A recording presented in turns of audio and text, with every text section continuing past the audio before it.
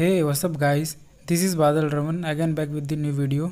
सो आज का जो हमारा कंटेंट है वो है ललित के वाक। सो हमारी फर्स्ट लाइन है, रस्सी कच्चे धागे की खींच रही मैं नाव, जाने कब सुन मेरी पुकार, करे देव भव सागर पार। सो दोस्तों यहाँ पे कवि कहती है कि जो मेरी टूटती हुई सांसें हैं उससे मैं अपनी ज़िंदगी खींच रही हूँ, यानी कि जो मेरी बची हुई सांसें हैं जिससे मैं अपनी बची हुई ज़िंदगी को जी रही हूँ, यानी कि वो डेथ के बहुत ही करीब हैं। अब वो अपनी आखिरी सांसें गिन रही हैं। दोस्तों आप लोगों को पता ही होगा कि जब किसी की उम्र पूरी हो जाती है या पूरी होने वाली रहती है तो उस आखिरी पल को जीने में कितनी कठिनाई आती है। इसलिए कवि यहाँ पे कहती है कि न जाने ईश्वर मेरी कब पुकार सुनेंगे और इस कठिनाई भरी संसार से मुझे पार कराएंगे। इसे फिर से हम देखते हैं। रस्सी कच्चे धागे की खींच रही मैं नाव, इसका मतलब टूटती हुई सांसें।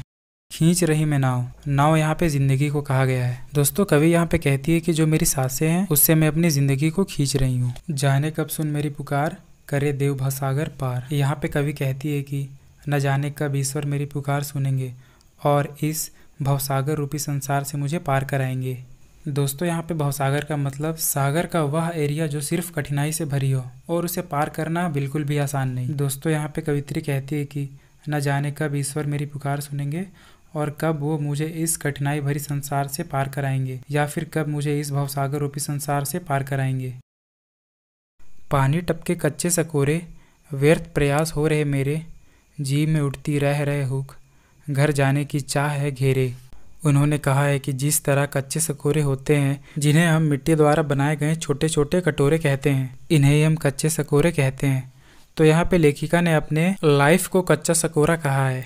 पानी टपके कच्चे सकोरे यानी जब भी इन कटोरों पर पानी पड़ता है तो यह मेल्ट हो जाते हैं यानी पिघल जाते हैं। ठीक उसी प्रकार कवित्री कहती है कि पानी टपके कच्चे सकोरे यानी कि मेरी उम्र है वह बढ़ती जा रही है और सांस रूपी पानी उस पर टपक रही है और वह जो छोटे छोटे कटोरे हैं वह मेल्ट हो रहे हैं यानी पिघल रहे हैं। मतलब कि धीरे धीरे उनकी उम्र बढ़ती जा रही है और उनकी ज़िंदगी खत्म होती जा रही है, यानी कि उन्हीं कच्चे कटोरों की तरह मेरी ज़िंदगी भी खत्म होती जा रही है। व्यर्थ हो रहे प्रयास मेरे, और इस दौरान ईश्वर से मिलने की मेरी जितनी भी कोशिशें हैं सब व्यर्थ हो रही है, यानी कि ईश्वर से मिलने की मेरी जितनी भी प्रयासें हैं सारी असफल हो रही हैं। जी में उठती रह रहे हुक, घर जाने की चाह है मेरे। और कवित्री कहती है कि मेरी इस ईश्वर से मिलने की चाह में मेरी जी में हुक उठ रही है, यानी कि ईश्वर से मिलने की चाह में वह परेशान हो रही है, अर्थात वह तड़प रही है। घर जाने की चाह है घेरे, और मेरी चाह है कि मैं अपने घर जाऊं यानी अपने ईश्वर के पास जाऊं।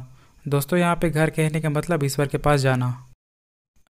दोस्तों फर्स्ट पैराग्राफ में सिर्फ इतना ही कहा गया है कि यह जो हमारा जीवन है वह कच्चे धागे के समान है और हम लोग किसी तरह गिरते उठते इससे आगे बढ़ते जा रहे हैं और हमारी लाइफ की एक एक दिन खत्म होती जा रही है और हमारी एज भी बढ़ती जा रही है और हम लोग डेथ की तरफ आगे बढ़ते जा रहे हैं। और फिर लास्ट में कवित्री कहती है कि कब मैं ईश्वर से मिल पाऊंगी और फिर कब मैं उनके दर्शन कर पाऊंगी।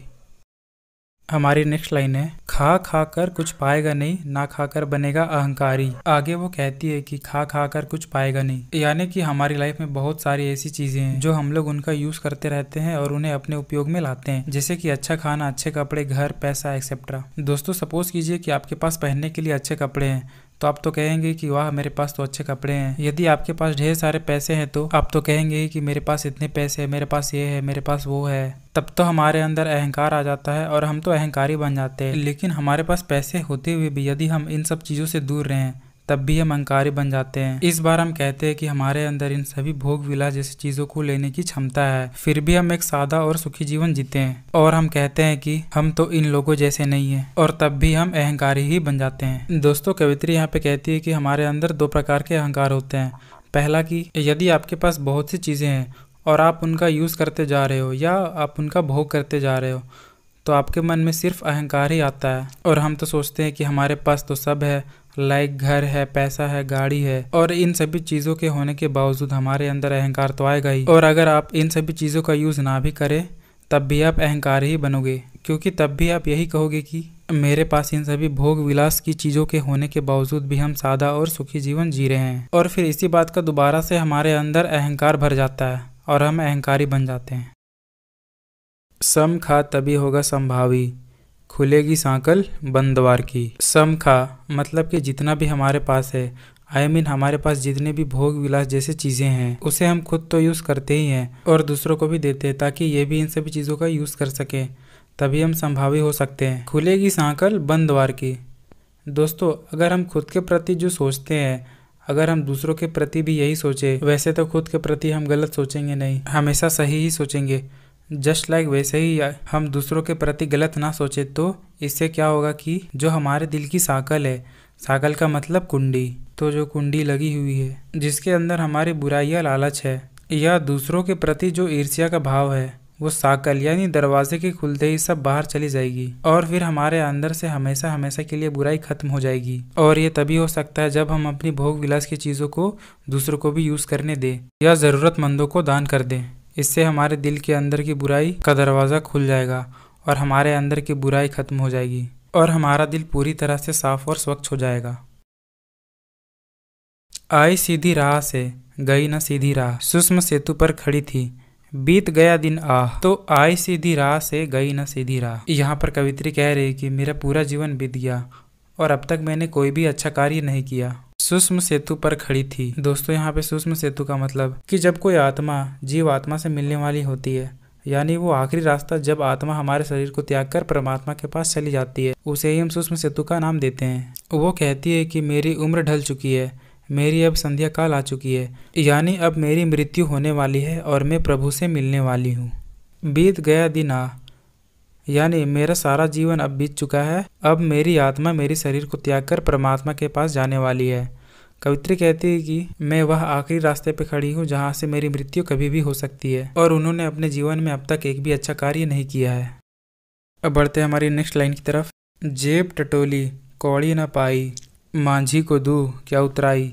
दोस्तों अक्सर होता है कि जब भी हम किसी नदी को पार करते हैं तो हम एक बोट का सहारा लेते हैं। ऑब्वियस सी बात है कि हम तो नदी को तैर कर पार कर सकते हैं नहीं, ऐसे तो हमारे कपड़े भीग जाएंगे। तो नदी को पार करने के लिए हम एक नाव का सहारा लेते हैं और जो नाव चला रहा होता है उसे हम मांझी कहते हैं। और किनारे पे उतरने के बाद हम मांझी को कुछ पैसे दे देते हैं, पर यहाँ तो सिर्फ लिखा हुआ है। लेकिन कवित्री इसके जरिए कुछ और समझाना चाह रही है। वह बता रही है कि ईश्वर ने मुझे, दोस्तों यहाँ पे ईश्वर को मांझी कहा गया है। वो कहती है कि ईश्वर ने मुझे इस संसार में जन्म दिया, जैसे हमने नदी पार किया वैसे ही कवित्री ने अपनी पूरी जीवन को जिया। अब वो अपने जीवन को पार कर चुकी है। अब उन्हें किनारे पे उतरना है, अर्थात उन्हें ईश्वर के पास पहुंचना है। दोस्तों जब भी हम नदी को पार कर लेते तो मांझी को उतराए देते हैं, यानी कुछ पैसे देते हैं, मगर ईश्वर तो हमसे पैसे ले नहीं सकते, उन्हें तो हम पैसे नहीं दे सकते ना। हमें ईश्वर को उतराए के रूप में अपने अच्छे कर्मों को बताना होता है। सो इसे फिर से एक बार देखते हैं।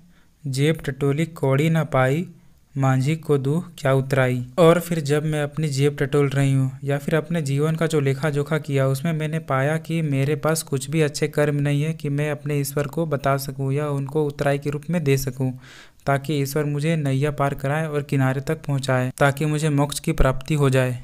हमारी नेक्स्ट लाइन है, थल थल में बसता है शिव ही, भेद न कर क्या हिंदू मुसलमान। दोस्तों यहाँ पे कवि कहती है कि ईश्वर तो हर जगह है, वो तो हमारे चारों ओर बसे हुए हैं। वो ना ही मंदिर, ना ही मस्जिद, ना ही किसी गुरुद्वारे में है, वो तो केवल हमारे मन में है, वो तो हमारे अंदर बसे हैं। फिर हम हिंदू और मुसलमान कर आपस में ही क्यों लड़ रहे हैं। आप चाहो मंदिर में जाओ या मस्जिद में या फिर किसी गुरुद्वारे में, मिलना तो सिर्फ आपको ईश्वर ही है। थल थल में बसता है शिव ही, भेद न कर क्या हिंदू मुसलमान। दोस्तों यहाँ पे थल थल का मतलब रोम रोम या कण कण। वो कहती है कि कण कण में तो ईश्वर ही बसता है, तो हम हिंदू मुसलमान का भेद क्यों कर रहे हैं।